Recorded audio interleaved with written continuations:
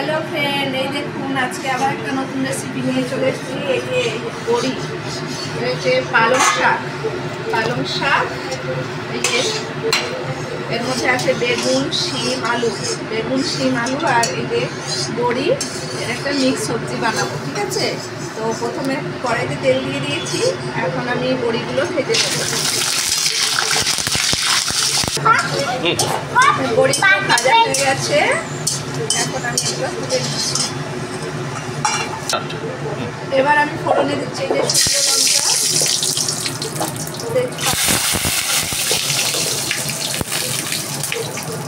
পাঁচ ফোড়ন আর একটু গোটা জিরে দেবো, গোটা জিরে।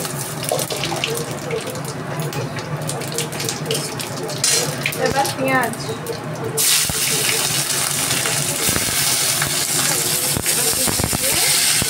ভাজা ভাজা হবে।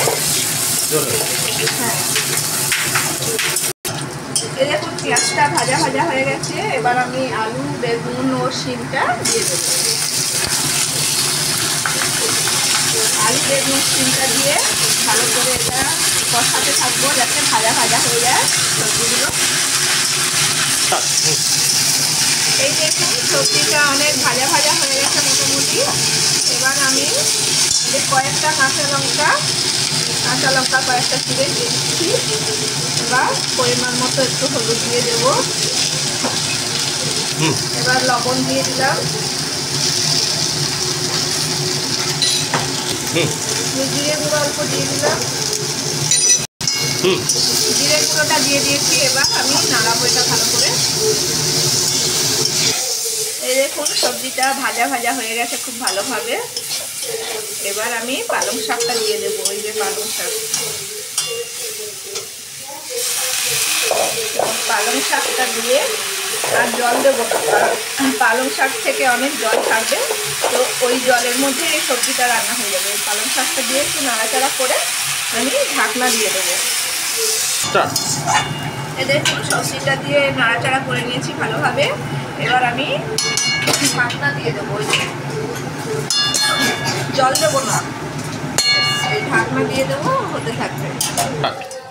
এই দেখুন পালং শাকে কত জল বেরিয়েছে।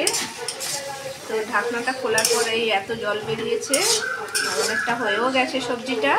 এবার আমি এই যে ভেজে রাখা বড়িগুলো দিয়ে দেবো। বড়িগুলো দিয়ে আবারও অল্প ঢাকনা দিয়ে দেব। এই দেখুন বড়িগুলো দেওয়ার পর আবারও ঢাকনা দিয়ে দিয়েছিলাম। এবার ঢাকনাটা খুলে এই যে দেখুন সবজিটা হয়ে গেছে। এবার আমি ওপর দিয়ে অল্প একটু চিনি অ্যাড করব, অল্প, আপনারা যে যার স্বাদ মতো দেবেন, নাও দিতে পারেন, কোনো ব্যাপার না।